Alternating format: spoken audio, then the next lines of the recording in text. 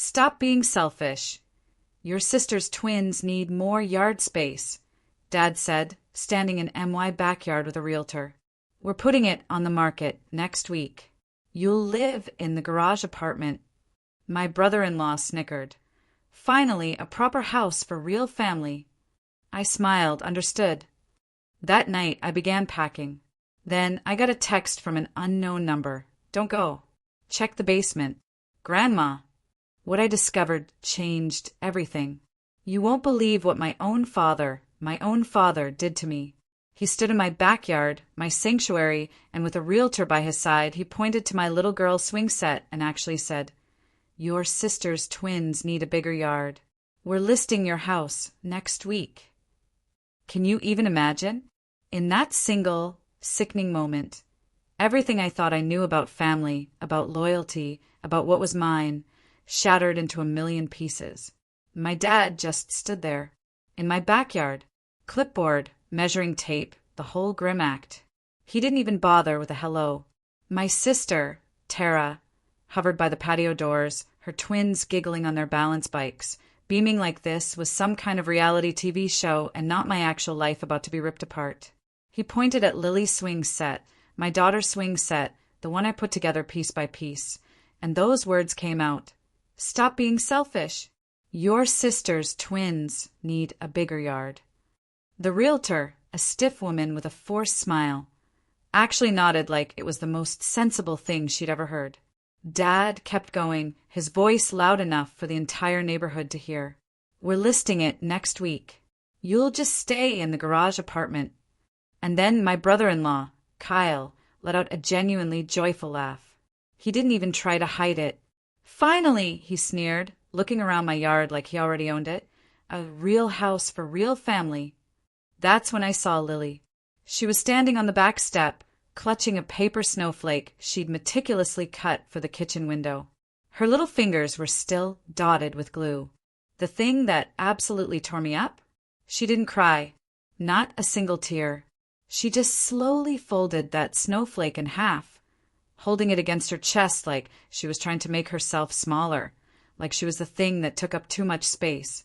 My throat went tight, my hands turned ice cold.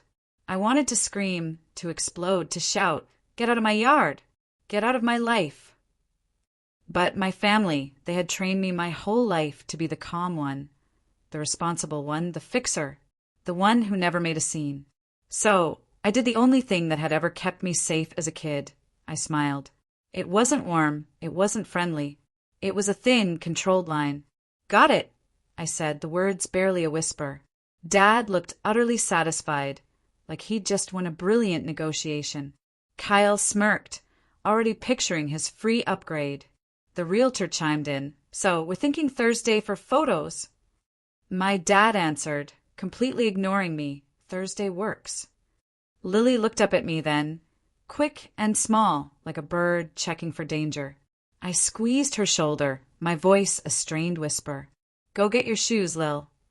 She nodded and went inside without a sound. My dad watched her go. He didn't even flinch. That was it.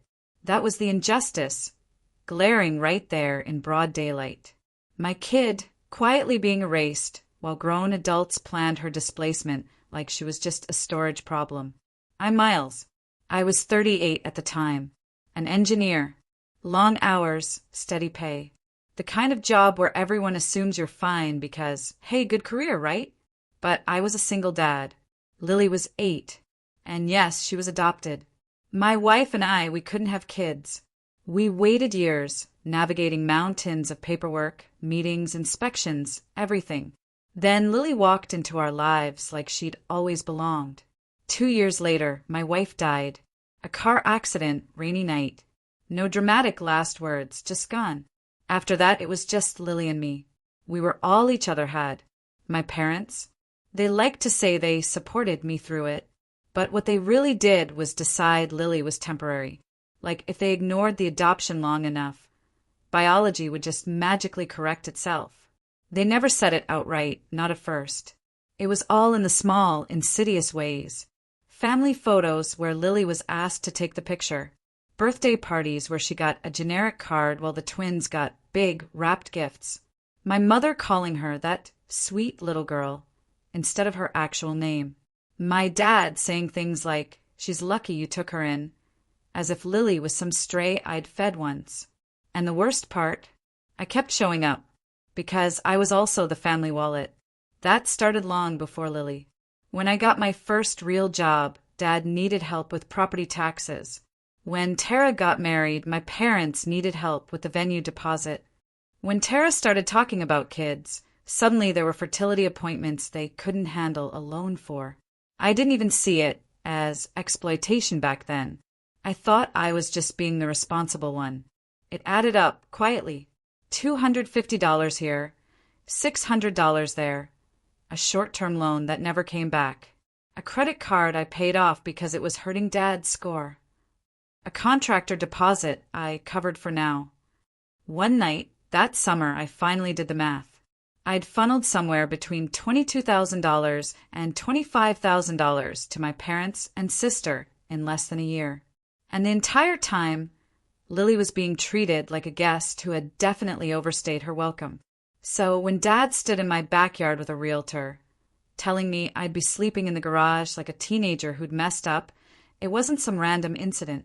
It was the crushing end of a very long, very painful pattern. They weren't just taking space. They were taking our whole story, the house, the stability, the proof that Lily and I had built something without them. And here's what made that backyard scene even uglier.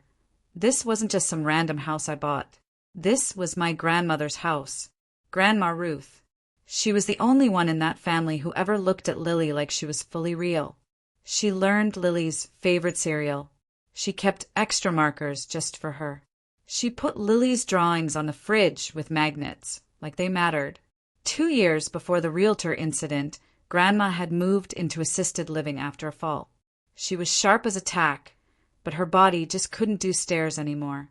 My dad, ever the vulture, swooped in with paperwork. Power of attorney, helping, handling things. He convinced Grandma to let Lily and me live in the house temporarily because he didn't want strangers renting it. I paid the bills. I repaired the roof leak. I replaced the water heater. I kept the garden alive because Grandma loved her garden. But Dad, he still called it the family house. Not Grandma's house, not my home. The family house, which really meant the house they planned to use whenever they felt like it. That afternoon, as the Realtor surveyed the property, Tara's twins rode their bikes right through Lily's chalk drawings on the patio. One of them looked back, said oops, and laughed like it was hilarious. Kyle added, "We'll redo all this anyway." Lily's chalk drawing was a little city. Roads, stop signs, tiny stick figure, people holding hands. She'd drawn one tall person and one small person and labeled them me and Dad. The bike tires smeared the word Dad into a gray streak. I watched Lily's face through the kitchen window. She didn't make a sound. She just picked up her snowflake and set it on the counter, as if she didn't know where else to put herself. I knew then, right then, if I didn't stop this, I would spend the rest of my life watching my kid learn that love was conditional and space was something you had to earn. That night, after they finally left, I did exactly what I said. I started packing, not in some dramatic fit of pique, but in a quiet, numb way. I pulled boxes out of the garage apartment. Yes, there was a small apartment above the detached garage, the one Dad was so eager to assign me like a punishment. I filled one box with Lily's books, one with kitchen things, one with her framed school photo. Lily sat on the living room rug with her stuffed rabbit, watching me tape boxes shut. Finally, she asked so softly, "Did I do something wrong?" That sentence felt like someone pressing a thumb into a bruise. I crouched down in front of her. "No, you didn't." She stared at the tape dispenser like it was a dangerous object. "Are we getting kicked out?" I didn't want to lie, but I also didn't want to hand my kid the full weight of adult cruelty. So I told her the truth that mattered most. "We're not staying where we're not wanted." She nodded, like she understood more than any 8-year-old ever should. Then she got up, went to her room, and started putting her clothes in a backpack. She didn't ask what to pack. She already knew how to leave. That absolutely made me sick. It meant she'd been practicing emotional exits for a long, long time. Around 10:40 p.m., while I was wrapping a glass ornament in newspaper, my phone buzzed. Unknown number. One text. Don't leave. Check the basement. Grandma. I froze. Grandma didn't text. Grandma barely used her phone for calls. And that wasn't her number. For a second, I thought it was a scam. Then my phone buzzed again. Behind the freezer, the panel. Bring a flashlight. My heart started pounding in a way that didn't match the quiet house. I went to Lily's doorway. She was sitting on her bed, lining up her stuffed animals like she was arranging a tiny evacuation. "Hey, Lil," I whispered. "Can you stay in your room a minute? I'm going to check something downstairs." She nodded without looking up. I grabbed the flashlight from the kitchen drawer. The basement door was off the hallway, the old wooden one that always stuck in winter. I went down the steps slowly, each one creaking like it wanted attention. The basement smelled like concrete and old paint. There was an old freezer down there, white, scratched, plugged in, even though no one used it. Dad insisted it stay running, just in case. Behind it, a section of the wall looked slightly different. The paint was a shade off. I crouched, ran my hand along the baseboard. There was a seam, a panel. My stomach dropped. I pried at it with my fingers until it shifted. Then it came loose, like it had been open before. Behind it, a narrow cavity between the studs. Inside, a small metal lockbox and a thick envelope wrapped in plastic. My hands shook as I pulled them out. The envelope had my name, Miles, written in Grandma Ruth's unmistakable handwriting. Not to the family. Not for your father. Me. I carried everything up to the kitchen table like it was fragile. I didn't open it right away. I sat there, staring at the envelope for a full minute, just listening to the house breathe. Then I broke the seal. Inside was a short letter and a stack of documents. Grandma didn't waste words. "Miles," it began, "if you're reading this, your father has tried to take the house from you. I'm sorry." I told him no. He didn't listen. This home is not a prize for whoever yells the loudest. It's yours. You kept it alive. You kept me alive. You kept that little girl alive when no one else bothered to learn her heart. I changed the trust. I recorded it. Your father is not the trustee anymore. You are. He will try to scare you. He will try to rush you. Don't. Call the attorney. His number is in here. And Miles, check the lockbox. You should know what your father's been doing with my money. Love, Grandma Ruth. I read it twice. Then I looked at the documents. There it was in black and white. An updated trust amendment naming me as trustee and sole decision-maker for the house. Not Dad. There was also a recorded deed transfer document, already filed, already official. My dad had been walking around my backyard with a realtor, legally having no right to list it. But the real punch was the lockbox. I opened it with the tiny key taped inside the envelope. Inside were bank statements and handwritten notes, Grandma's accounts, withdrawals that didn't match her care costs, checks made out to cash, transfers to my dad, transfers to Tara, a note in Grandma's hand beside one line. Asked him what this was for. He lied. My mouth went dry. This wasn't just about my house. This was about my grandmother being drained, siphoned dry, while she sat in assisted living, trusting the wrong person. And suddenly, the backyard scene made a different kind of sense. They weren't just greedy. They were desperate. They'd spent money that wasn't theirs, and they needed something big to cover it. A house sale would do it, and they were willing to shove me and Lily into a garage to get it. I went upstairs and looked at Lily. She was asleep on top of her blanket, backpack still open beside her like she'd fallen mid-escape. Her little rabbit was tucked under her chin. I felt something hard settle in my chest. Not rage, no. Clarity. I wasn't going to argue with my dad. I wasn't going to beg for respect. I was going to do one clean thing. a boundary that didn't require anyone's permission. The next morning, I made coffee, sat at the table with Grandma's documents, and called the attorney listed on the letter. It was 8:12 a.m. He picked up on the second ring, like he'd been expecting me. After I confirmed my name, he said, "Your grandmother told me this call might come." I swallowed. My dad brought a realtor to the house. The attorney's voice went flat in a way that told me he'd seen this story before. "He cannot list it. He has no authority. You do." I stared at the kitchen wall. "He said he's listing next week." "If he tries," the attorney said calmly, "the title company will stop it. And if the realtor is ethical, they'll run." I took a breath. "He also has power of attorney for Grandma." There was a pause. "Your grandmother revoked it. There's paperwork. We can send notice today." My hands trembled, but my voice stayed steady. "Do it." He told me what he needed. I emailed photos of the documents. Then I made the second call. The bank. Because I already knew something else.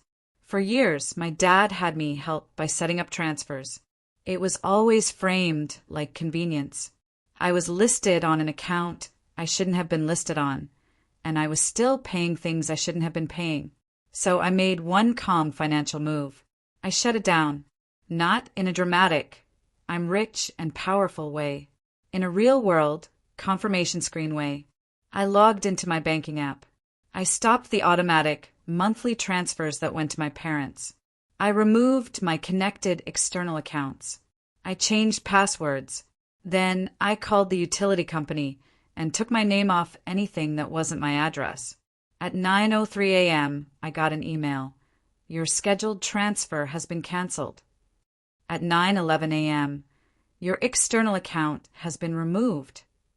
At 9:28 a.m., "Your account access permissions have been updated." I sat there, staring at those confirmation screens like they were a door, clicking shut. I didn't feel triumphant. I felt lighter, like I'd been holding a weight so long I forgot it was optional. Lily came into the kitchen, rubbing her eyes. She saw the boxes and froze. I said gently, "Hey, come here." She stepped closer, like she didn't quite trust the floor. I knelt down so we were eye level. "We're not moving today," I told her. Her face didn't brighten right away. It flickered with confusion. "But Grandpa said." I kept my voice calm. "Grandpa doesn't get to decide where we live." She stared at me for a few seconds, then whispered, "So, my room is still my room?" I nodded, and she did this small thing that absolutely broke me. She smiled. Just a tiny, careful smile, like she was afraid it might get taken away if she made it too big. The fallout started before lunch. Dad called. I let it go to voicemail. He called again. Then Tara. Then Kyle. Then my mom. My phone lit up like a warning signal. Finally, a text from Dad. "Why are the transfers not going through? Call me now." I stared at it for a second. Then I typed one sentence. "I'm not funding a family that treats my child like she's not real." I didn't add emojis. I didn't add explanations. One boundary. Clean. Dad responded immediately. "Don't you dare bring Lily into this. This is about the house." I almost laughed because of course he said that. The house was always the excuse, the real issue, the adult matter. Lily was always the inconvenient detail. They showed up at 2:15 p.m. No call, no warning. Dad's truck in my driveway like a declaration. Tara's SUV right behind it. Kyle got out first, pushing the twins toward the yard like they were already moving in. My dad marched up the front steps, like he was walking into his own home. I opened the door before he could knock. I didn't invite them in. Dad's eyes went to the boxes behind me. "So, you finally came to your senses," he said, smug. Tara leaned past him, peering into the hallway like she expected to see Lily's things already cleared out. Kyle smirked. "Good. The garage apartment's perfect for you." I held the door frame and said, "No, just that." Dad's smile twitched. "Miles, don't start." I stayed calm. "You can't list this house." Dad actually scoffed. Watch me. I didn't argue. I didn't raise my voice. I reached behind me, grabbed the folder I'd made, and held it up. Grandma changed the trust. I'm the trustee. The house isn't for sale. For the first time, Dad's face drained a little. Tara blinked fast. Kyle's smirk dropped like a mask slipping. Dad snapped, "That's not true." I looked him dead in the eye. "It's filed. It's recorded. There's an attorney." Tara's mouth opened. "She wouldn't do that." "She did," I said. Dad took one step closer, his voice lower, nastier. "Where did you get those papers?" I didn't answer that, because the truth was simpler than any fight. Grandma had trusted me, not him. Dad tried the old tactic then, the one that always worked when I was younger. He puffed up and went authoritarian. "I am your father. This ends now." And Kyle, because he couldn't help himself, muttered, "Real family needs the space." That's when Lily appeared behind me, barefoot, stuffed rabbit in hand, hair sticking up from her nap. She stood there very still, looking at them. Kyle saw her and didn't even soften. He just said, "Hey, kiddo. Looks like you'll have a cool little apartment soon." Lily's grip tightened on the rabbit. My dad didn't look at her, not once. He just kept staring at the folder like it was an insult. And that's when I felt my final switch flip. Not anger. Decision. I looked at my dad and said, "You're done using me." Dad scoffed. "Oh, here we go." I kept my tone even. "You're off my accounts. I'm not paying your bills. I'm not paying Tara's bills. And you're not selling this house." Tara's voice shot up. "Miles, are you serious? We have the twins." I cut in, still calm. "I have a child, too." Kyle laughed like it was ridiculous. "Come on, you work. You're fine. Tara's a mom." I looked at him. "Don't talk about my life like you've earned it." Dad's face went red. He jabbed a finger toward the yard. "This is selfish. You're punishing your sister." I nodded once. "No, I'm protecting my daughter." Then I did the quietest, most powerful thing I'd done in years. I stepped back and closed the door. Not slammed. Closed. I locked it and stood with my forehead against the wood for a second while they yelled outside, like the world owed them my compliance. Lily tugged my shirt. "Are they mad?" I crouched down and said, "Yes." She blinked. "Are we okay?" I looked at her and said the truth again. "We are okay." The next week was a parade of guilt trips. Texts like, "Your mother is crying." "Your sister can't sleep." "You're breaking the family apart." "Grandma is confused." "You're taking advantage of her." That last one almost made me throw my phone across the room, because it came from my dad, the man literally siphoning money from her account. He tried to show up at Grandma's assisted living, tried to charm the staff. He tried to spin it like I was the unstable one. He didn't expect the attorney to have already sent the revocation notice.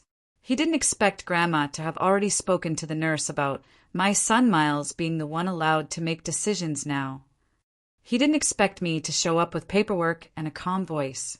And he definitely didn't expect Grandma herself to look at him in the common room and say, loud enough for the receptionist to hear, "I know what you did." My dad went stiff. He looked at me like he wanted to kill me with disappointment. But Grandma didn't even glance at me for permission. She looked right at him and said, "You used my money like it was yours. You won't touch another dime." Tara showed up later that day, crying, trying to hug Grandma like that would fix everything. Grandma didn't yell. She just said, "You wanted the house. You didn't want the people in it." Tara's face crumpled. "Kyle?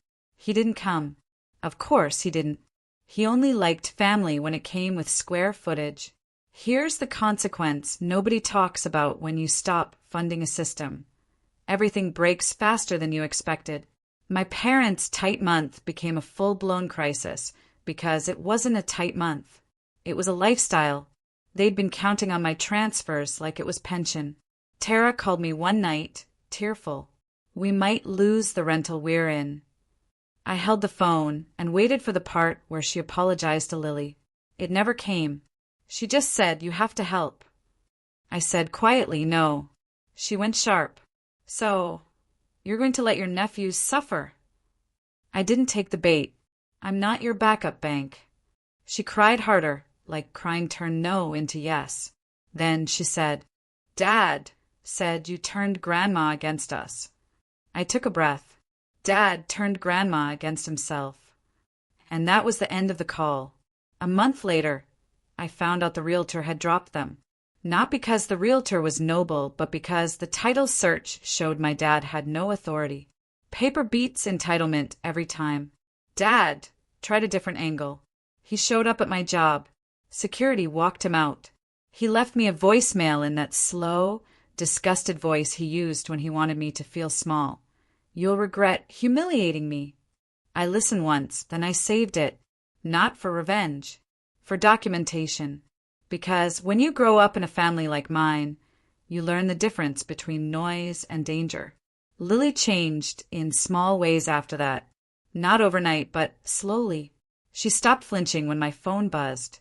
She started leaving her drawings on the fridge again. One afternoon, she asked if she could repaint the little birdhouse in the backyard. She'd stopped using the backyard for weeks, like it wasn't hers anymore. I said yes.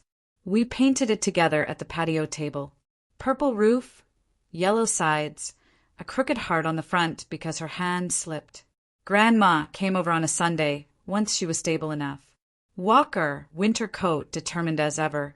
She sat in a chair with a blanket and watched Lily paint. Lily looked up and asked, "Do you like it?" Grandma smiled and said, "It looks like home." And Lily smiled bigger this time. Not careful. Real.